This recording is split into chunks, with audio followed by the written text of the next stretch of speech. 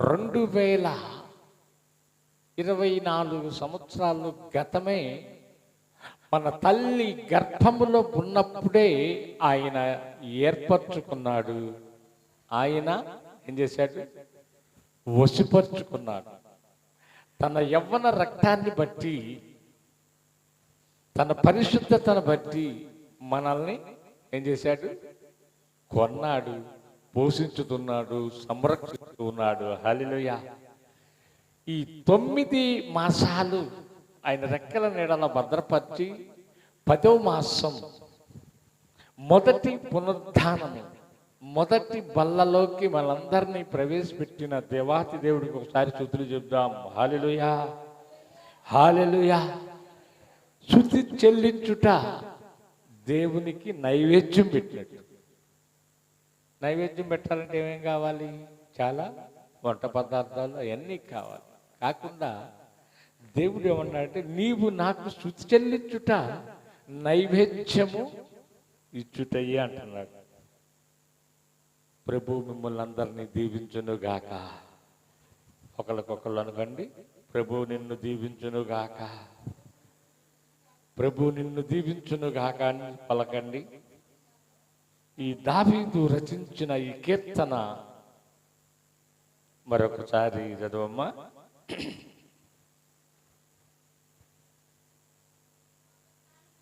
ఆపత్కాలమందు యెహోవా నీకు ఉత్తరమిచ్చునుగాక. చిన్న ప్రార్థన చేసుకుందాం. తలలో వంచండి.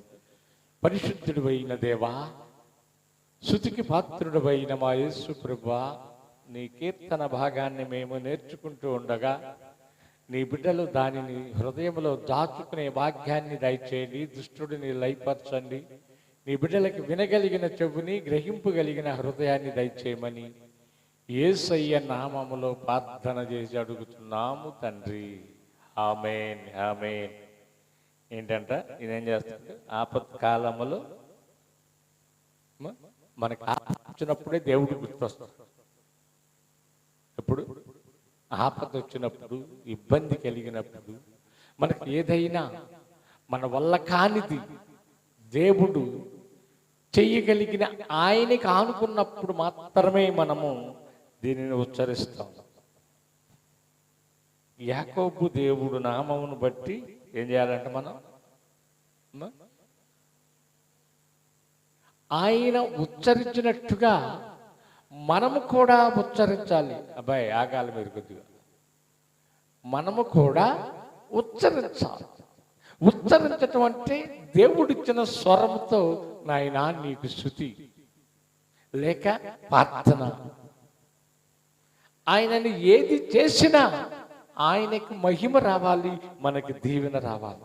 ఈ యాకోబు మోసగాడు. ఎలాంటి వాడంట? యాకోబు అంటేనే మోసగాడు. ఈ మోసగాడు ఆయనని ఉచ్చరించాడు గనక, ఆయనను మహింపరిచాడు గనక, ఆయనని గణపరిచాడు గనక ఇశ్రాయేలు అని పేరు మార్చబడి ఒక జీవ గ్రంథములో తన పేరుని లెక్కించాడు. హల్లెలూయా. ఎవరిని? యాకోబు. మోసగాడు. తన సహోదరుడిని మోసగించాడు, తన తండ్రిని మోసగించాడు.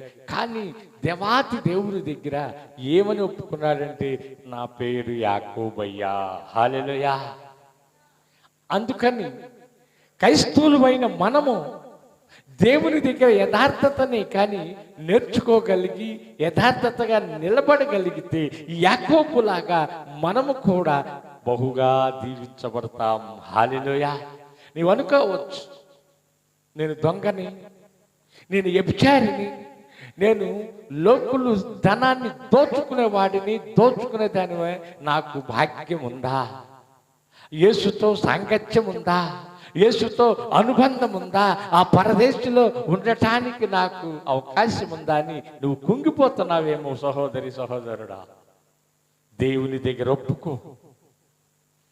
నువ్వు చేసినది దేవునికి తెలుసు గనక, ప్రభా నీకు తెలుసు కదయ్యా, నన్ను క్షమించు నాయనా అని ఒప్పుకో. ఆయన క్షమిస్తూ 3 మేకులకి వేలాడిన దొంగని నీ రాజ్యంతో వచ్చినప్పుడు నన్ను జ్ఞాపకం చేసుకో అంటే తండ్రి ఏమన్నాడు? అయ్యా నువ్వు దొంగవయ్యా, నువ్వు 3 మేకులకు వేలాడావు కదా అని చెప్పలా.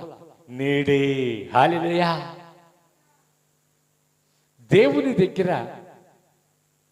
మనము యథార్థతగా ఒప్పుకుంటే, యథార్థతగా మన జీవిత ప్రయాణాన్ని కొనసాగిస్తే, ఆయన యాకోబు దేవుడు నామాన్ని ఉచ్చరించినట్టుగా నీకు కలిగినవన్నీ కూడా 100 దీవిస్తాడు. హల్లెలూయా, హల్లెలూయా. 3వ వచనం చదువు.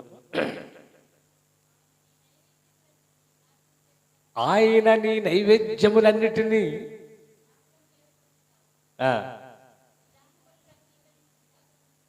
హల్లెలూయా.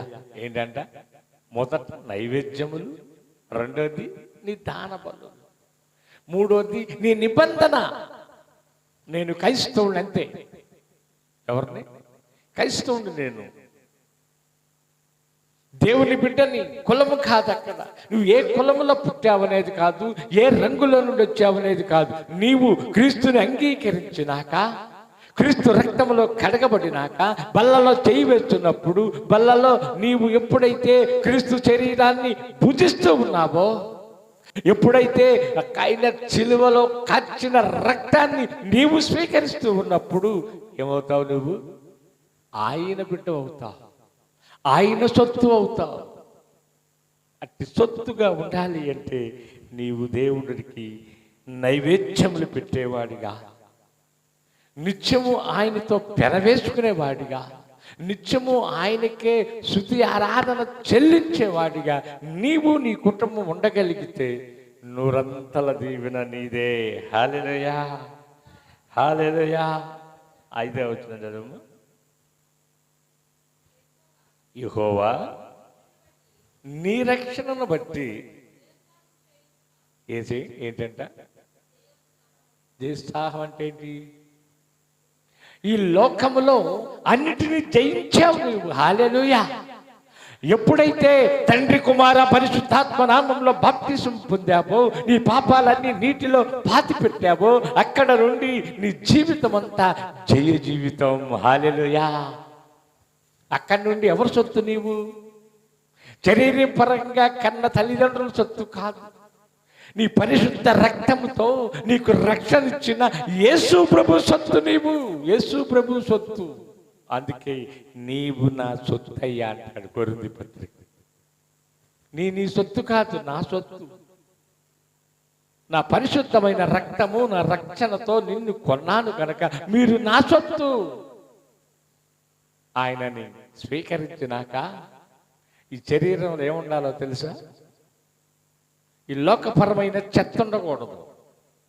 ఈ లోకములో ఉన్న ఈ ద్రాక్షారసము, ఈ గుట్కాలు, పాన్ పరాకులు, ఇవన్నీ కూడా భూమిలో పాతి పెట్టావు. వాటి వైపు నీవు చూడకూడదు. నీవు ఎవరి వైపు చూడాలి? యేసు వైపు చూడాలి. యేసు వైపు చూసి నీ ప్రయాణాన్ని కొనసాగించాలి.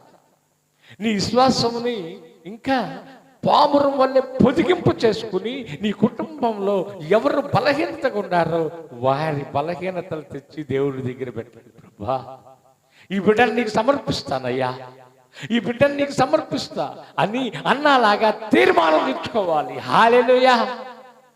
అయ్యా, ఎంతకాలం బిడ్డ లేని దానిగా ఉన్నాను కదా, గొడ్రాలుగా ఉన్నానుగా ప్రభా, ఒక బిడ్డనిస్తే నీకే ఇస్తానంది. మనకిచ్చిన బిడ్డలు బలహీనతగా ఉంటే మనమేం చేయాలి? ఆ కానాశ్రీలాగా, అయ్యా ఓ బాధకుడా, నువ్వు మాట సెలవిస్తే చాలు నా కుమార్తె బాగుపడుతుంది, నువ్వు మాట సెలవిస్తే చాలు నా యజమానుడు బాగుపడతాడు అని దేవుని పాదాల దగ్గర ఉండాలి. దేవుడి దగ్గర ఉంటేనే ఆ దీవెనలు వస్తాయి, లేకపోతే బలహీన పడిపోతాం. 6వ వచనం చదువు.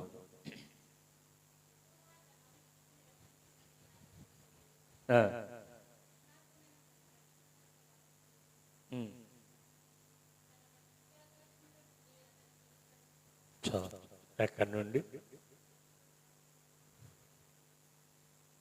ఆయన నోటి గుండా వచ్చిన మాట వెనక్కి తీసుకోడు మనలాగా. మనం మాటిస్తాం, వెనక్కి తీసుకుంటాం, మాటిస్తాం, పక్కన పెడతాం. అందుకే మన కుటుంబాల్లో నెమ్మది లేకుండా, మన కుటుంబాల్లో సమాధానం లేకుండా, మన కుటుంబాల్లో ఆశీర్వాదం లేకుండా పోవటానికి కారణం ఏంటంటే మనము ఒక నిబంధన జనాంగముగా నిలబడలేక, కొనసాగలేక, ఆనాటి ఇశ్రాయేలు ప్రజల్లాగా ఈనాడు క్రైస్తవులు కూడా అలాగే ఒరిగిపోతూ ఉన్నారు, పడిపోతూ ఉన్నారు. పౌలులాగా ధైర్యంగా నిలబడి నేను గురి వద్దకే పరిగెత్తుతున్నా. ఎక్కడికి? గురి వద్దకే. నా కోసము దాచిపెట్టిన ఆ పరలోకం కోసం పరిగెత్తుతున్నా, ఆ నీతి కిరీటం కోసం పరిగెత్తుతున్నానని వెనక్కి చూడడంట. ఏంటంట?